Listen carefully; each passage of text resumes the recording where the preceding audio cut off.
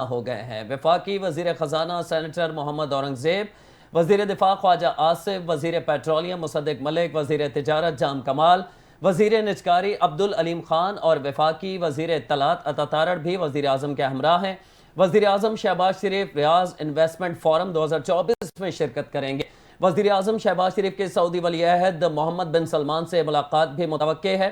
فریقین اقتصادی اور اسٹریٹجک شراکت داری پر تبادلہ خیال کریں گے۔ فریقین اقتصادی، توانائی اور دفاعی شعبوں میں دو طرفہ تعاون کو تلاش کریں گے۔ وزیر اعظم شہباز شریف کا 31 اکتوبر کو دورہ قطر کا بھی امکان ہے۔ وزیر اعظم کے دورے میں قطر تعلقات پر بات چیت ہوگی۔ وزیر اعظم COP29 میں پاکستان کی نمائندگی کریں گے۔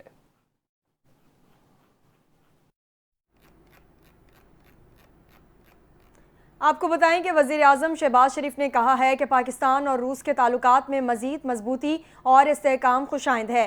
اسلام آباد میں وزیر اعظم سے روسی فیڈرل اسمبلی کی فیڈریشن کونسل کی اسپیکر نے وفد کے ہمراہ ملاقات کی۔ اس موقع پر وزیر اعظم محمد شہباز شریف نے روسی وفد کے دورہ پاکستان کا خیر مقدم کیا۔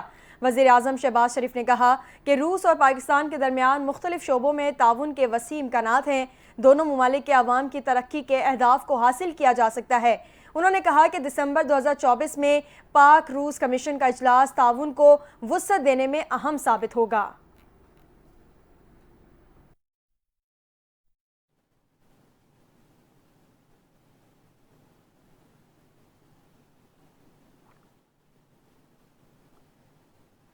ایک مثبت خبر ہے کہ پاکستان اسٹاک ایکسچینج میں زبردست تیزی کا رجحان مسلسل کئی روز سے برقرار ہے۔ آج بھی 100 انڈیکس میں 700 پوائنٹس کا اضافہ ہوا ہے۔ کاروباری ہفتے کے دوسرے روز پاکستان اسٹاک مارکیٹ میں مثبت رجحان دیکھنے میں آیا ہے، جہاں کاروبار کے آغاز پر اسٹاک ایکسچینج میں 700 پوائنٹس کا اضافہ ہوا۔ پاکستان اسٹاک مارکیٹ میں 100 انڈیکس 90,900 پوائنٹس کے سطح پر پہنچ گیا ہے۔ گزشتہ کاروباری دن کے اختتام پر 100 انڈیکس 91,000 کی نفسیاتی حد عبور کر گیا تھا، تاہم کاروبار کے اختتام پر انڈیکس منفی زون میں چلا گیا تھا۔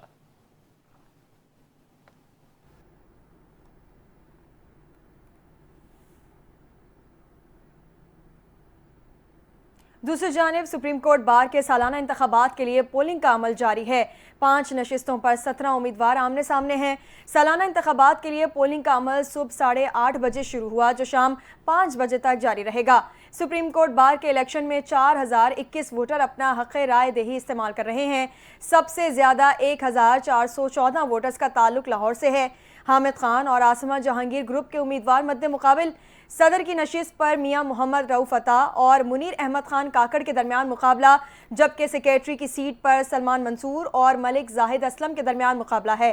سپریم کورٹ کے سالانہ انتخابات میں نائب صدر پنجاب کی سیٹ پر رانا بختیار اور رانا غلام سرور کے درمیان مقابلہ ہے، جبکہ ایڈیشنل سیکریٹری کی سیٹ پر محمد اورنگزیب اور راجہ زبیر حسین مقابلے میں ہیں۔ اسی طرح فائنانس سیکریٹری کی سیٹ پر اورنگزیب میر اور چوہدری تنویر مد مقابل ہیں۔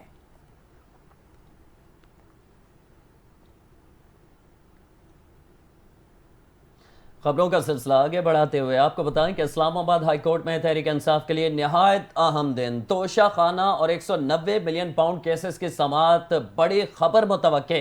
اسلام آباد ہائی کورٹ سے اپڈیٹ کر رہے ہیں سکلین۔ جی سکلین، آگاہ کیجیے گا کس قسم کی خبر آ سکتی ہے 190 ملین پاؤنڈ اور توشہ خانہ کیس کے حوالے سے؟ جی بالکل، اسلام آباد ہائی کورٹ میں پاکستان تحریک انصاف کے لیے آج نہایت اہمیت کا حامل دن اسے قرار دیا جا رہا ہے، کیونکہ آج پاکستان تحریک انصاف کے 2 نہایت اہم کیسز اس وقت ڈی وی بینچز کا حصہ بن چکے ہیں۔ ایک کیس ہے توشہ خانہ 1 کیس، جس میں احتساب عدالت کی جانب سے بانیہ پی ٹی آئی اور بشرا بی بی کو 14 سال کی سزا سنائی گئی تھی۔ تو اس سزا کے خلاف اپیل میں آج پاکستان تحریک انصاف، یہاں پر ان کی جو قانونی ٹیم ہے، جو وکلاء ہیں جن میں سلمان صفدر شامل ہے، وہ آج ڈی بی بینچ میں یعنی کہ چیف جسٹس عامر فاروق کی کورٹ میں، اور ساتھ میں ان کے ساتھ بیٹھیں گے جسٹس میاں گل حسن اورنگزیب، جو کہ اس کیس کی سماعت کریں گے۔ جبکہ دوسرا اور انتہائی اہمیت کا حامل کیس وہ بھی اس وقت 190 ملین پاؤنڈ کا کیس، جو کہ بانیہ پی ٹی آئی اور بشرا بی بی کی بریت کے حوالے سے یہ کیس ہے، اس کی سماعت بھی ڈی بی بینچ میں ہوگی، اور اس کیس کی سماعت بھی چیف جسٹس عامر فاروق اور ساتھ میں ان کے میاں گل حسن اورنگزیب کریں گے۔ جبکہ اس سے قبل آپ کو بتاتے چلیں کہ یہاں پر آج وزیر اعلیٰ کے پی کے علی امین گنڈا پور، جن کی جانب سے درخواست گزاری گئی کہ انہوں نے بانیہ پی ٹی آئی سے اڈیالہ میں ملاقات کرنا ہے، تو ملاقات کی اجازت کے حوالے سے آج جسٹس ارباب محمد طاہر کی کورٹ میں باقاعدہ سے انہوں نے اپلیکیشن موو کی، جس پر اب اس وقت نوٹسز فریقین کو کر دیے گئے ہیں اور اس کی سماعت جمعرات تک ملتوی ہوئی ہے۔ جبکہ ایک اور اہم کیس بانی پی ٹی آئی کی بہن نورین خان، جن کے وکیل سلمان اکرم راجہ آج جسٹس ارباب محمد طاہر کی کورٹ میں پیش ہوئے، اور انہوں نے بھی جو درخواست گزاری، اس درخواست کا متن یہ تھا، اس درخواست کے مطابق کہ بانی پی ٹی آئی کو اڈیالہ میں جو سہولیات ہیں وہ اس طرح کی میسر نہیں ہو رہی جس طرح کا بعد میں ان کو بتایا جا رہا ہے، تو سہولیات کے میسر نہ ہونے کے حوالے سے انہوں نے ایک اپلیکیشن موو کی، اس پر بھی فریقین کو نوٹسز ہو چکے ہیں اور وہ سماعت بھی جمعرات تک ملتوی ہو چکی ہے۔ جی آپ کو بتائیں کہ نائب وزیر اعظم اسحاق ڈار خطاب کر رہے ہیں، آپ کو براہ راست لیے چلتے ہیں۔ mentioned, how and which countries China's tried to follow in the beginning, which included Pakistan model as well. There's a separate discussion sometime, what goes wrong in this country. I think we will certainly have another discussion, but with reference to today's event, I would say this monumental journey inspired by Chinese countless nations across the world who actually wish to now follow China. Over the past 75 years, New China has created a remarkable course, reaching unprecedented milestones in every sphere of life and contributing to a better world. Again, one of the Honorable Speaker has explained the different phases. Mushahid Sahab says he went first time 50 years ago when he was in FC College. Yes. So, those of you who have been to China in different phases, and particularly in the last few years, I think the speed of revolution and transformation, what I have witnessed in last couple of decades, is of the light speed. It's unbelievable. You simply cannot comprehend that such a speed can be possible in certain country. We have been witnessing all leg pulling from a certain part of the globe. His Excellency Ambassador said they're second biggest economy. Absolutely right. I have no doubt they're going to be the biggest economy in due course.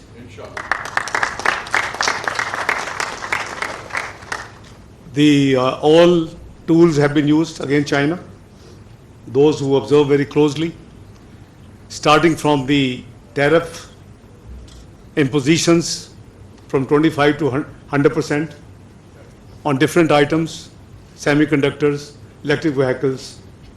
But mark my words, I have a very clear, the speed I have seen in Chinese development and progress testifies that it's not too long when China will become the super economic power. Absolutely. Ladies and gentlemen, through the visionary leadership of the Communist Party of China, the country has not only eradicated extreme poverty, as explained and given numbers by Honorable Ambassador here, but also elevated the quality of life for its citizens and pioneered advancements across various sectors. Now, at one time, Chinese labor was motorway پر الٹ گئی۔ حادثے کے نتیجے میں بس میں سوار 5 افراد جان کی بازی ہار گئے، جبکہ 4 افراد زخمی بھی ہوئے۔ زخمیوں اور جاں بحق افراد کی میتوں کو کنگ عبداللہ اسپتال مانسیرہ منتقل کیا گیا۔ پولیس کا کہنا ہے کہ مسافر بس گلگت سے راولپنڈی آ رہی تھی، بس ہزارہ موٹر وے پر ڈرائیور سے بے قابو ہو کر الٹی۔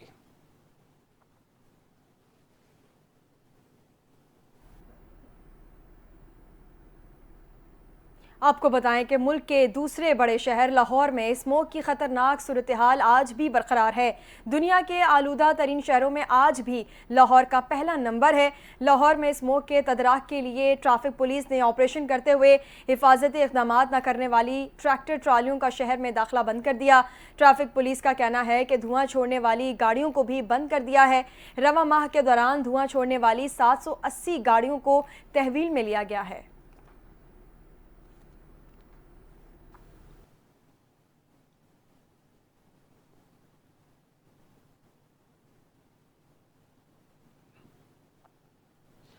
वज़ीर आला पंजाब मरियम नवाज और सीनियर वज़ीर मरियम औरंगज़ेब के हुक्म पर स्मोक तदारुक क्रैक डाउन जारी है। रवां साल धुआं छोड़ने वाले 26,128 गाड़ियों पर 5 करोड़ से ज़ायद जुर्माना आयद किया गया है। इसी हवाले से तफसीलात जानते हैं अपने नुमाइंदा गौहर सईद से। गौहर, आगाह कीजिएगा मज़ीद इस हवाले से।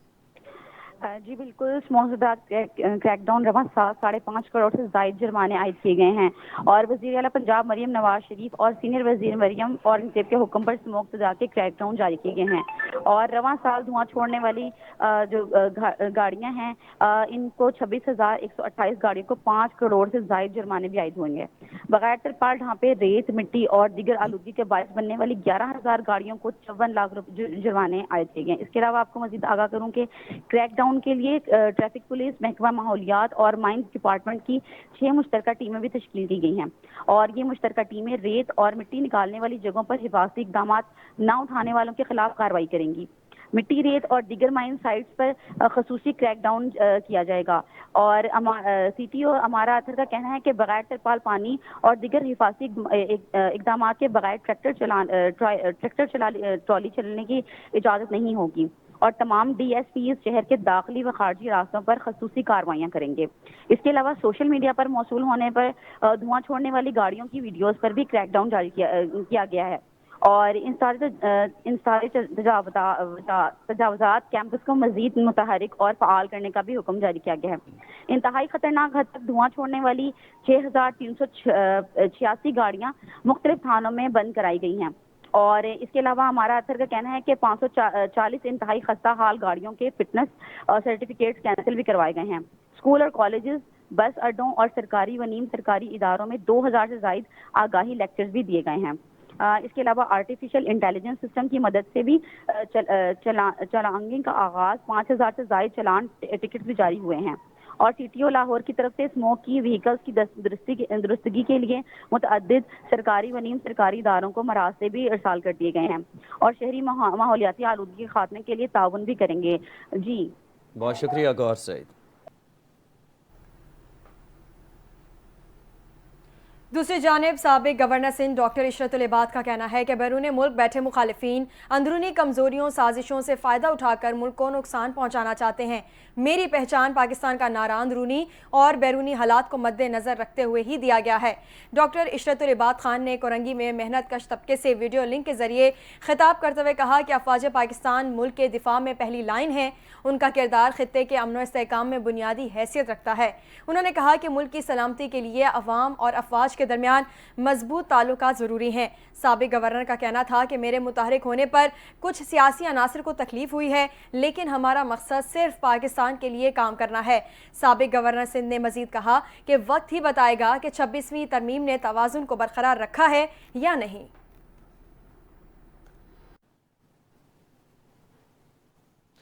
ज़िला केमाड़ी पुलिस की जानिब से इंसदाद पोलियो मुहिम के दौरान full proof security इंतजामात। SSP Keamari captain retired Faizan Ali की निगरानी में सख्त सिक्योरिटी हिसार में मुहिम का दूसरा रोज़ जारी है। 600 से ज़ायद अफसरान और जवान पोलियो टीमों के हमरा सिक्योरिटी इंतजामात पर मामूर हैं।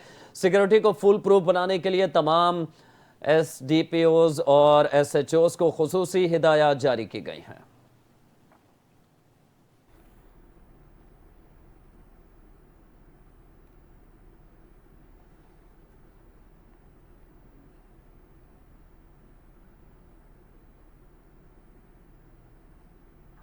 अमरीकी महकमा खारजा के तर्जुमान मैथ्यू मिलर का कहना है कि पाकिस्तान में जमहूरियत को बरकरार देखना चाहते हैं। इसमें जमहूरियत में हिस्सा लेने और उनकी बुनियादी आज़ादियों को बरोए कार लाने का हक शामिल है। तफसीलात इस रिपोर्ट में। बानी PTI से मुतालिक अरकान कांग्रेस का खत अमरीकी सदर जो बाइडन को मौसूल हो गया। अमरीकी महकमा खारजा के तर्जुमान मैथ्यू मिलर ने तस्दीक कर दी। कहा, हम इमरान को मुनासिब वक्त पर इसका जवाब देंगे। पाकिस्तान में जमहूरियत को बरकरार देखना चाहते हैं। इसमें जमहूरियत में हिस्सा लेने और उनकी बुनियादी आज़ादियों को बरोए कार लाने का हक शामिल है। मैथ्यू मिलर ने अमरीकी मुआवन सेक्रेटरी मोनिका जैकबसन की इंसानी हुकूक के विफाकी सेक्रेटरी अल्लाह डेनो ख्वाजा से मुलाकात के सवाल पर कहा कि इस मुलाकात में इंसानी हुकूक, मजबूत जमहूरी इदारों के जामे पाक अमरीका ताल्लुकात में किरदार पर जोर दिया गया। चंद रोज कबल अमरीकी ऐवान नुमाइंदगान के 60 से ज्यादा अरकान ने बानी PTI की रिहाई का मुतालबा करने के लिए अमरीकी सदर जो बाइडन को खत लिखा था। آزاد کشمیر سے ریسکیو کیا گیا تیندوا دم توڑ گیا ہے۔ وائلڈ لائف مینجمنٹ بورڈ کے ترجمان کے مطابق تیندوا نواب گولیاں لگنے سے زخمی ہوا تھا اور اس کی ریڑھ کی ہڈی بھی شدید متاثر ہوئی تھی۔ ترجمان کے مطابق تیندوے کو غازی جمپ آزاد کشمیر سے ریسکیو کیا گیا تھا۔ تیندوے کو علاج کے لیے اسلام آباد کے ویٹرنری کلینک منتقل کیا گیا تھا۔ وائلڈ لائف مینجمنٹ بورڈ اسلام آباد کے مطابق مادہ تیندوا کے جسم سے ایک گولی کو کامیابی سے نکال لیا گیا تھا، لیکن اس کے جسم میں موجود مزید 3 گولیاں موت کی وجہ بنی۔ گزشتہ ماہ آزاد کشمیر سے ریسکیو کی گئی مادہ تیندوا ملکہ بھی مر گئی تھی۔ اسرائیلی پارلیمنٹ نے اقوام متحدہ کی ریلیف ایجنسی اونروا پر پابندی کا بل منظور کر لیا۔ غیر ملکی خبر رساں ادارے کے مطابق اسرائیلی پارلیمنٹ کی جانب سے اسرائیلی حکام اور ریلیف ایجنسی کے درمیان روابط پر پابندی لگا دی گئی۔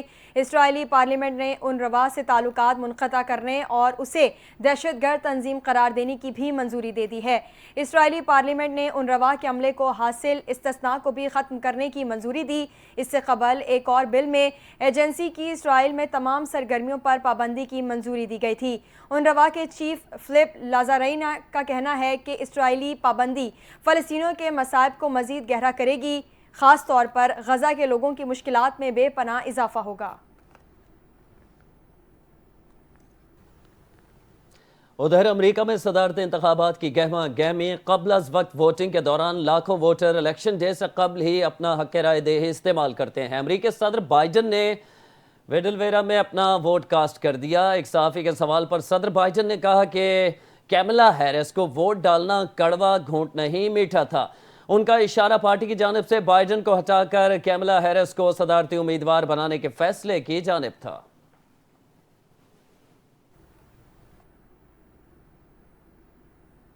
کھیلوں کی دنیا سے خبر دیں گے۔ قومی ٹیسٹ کرکٹ ٹیم کے وائس کپتان سعود شکیل کا کہنا ہے کہ ہم نے اسپن وکٹ کا فائدہ اٹھایا اور انگلینڈ کو دونوں میچز میں شکست دی۔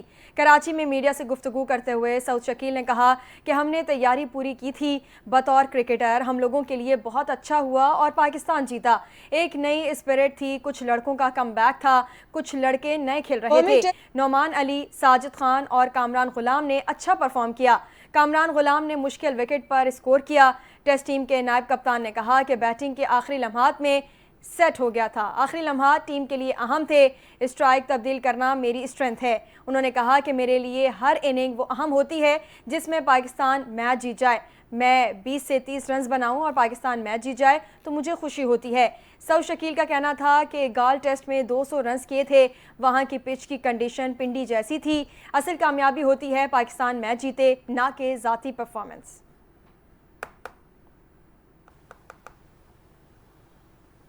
نیوز اسٹوڈیو سے فی الوقت اتنا ہی۔ 1 بجے دوبارہ حاضر ہوں گے ہیڈ لائنز کے ساتھ۔ دیکھتے رہیے NTN نیوز۔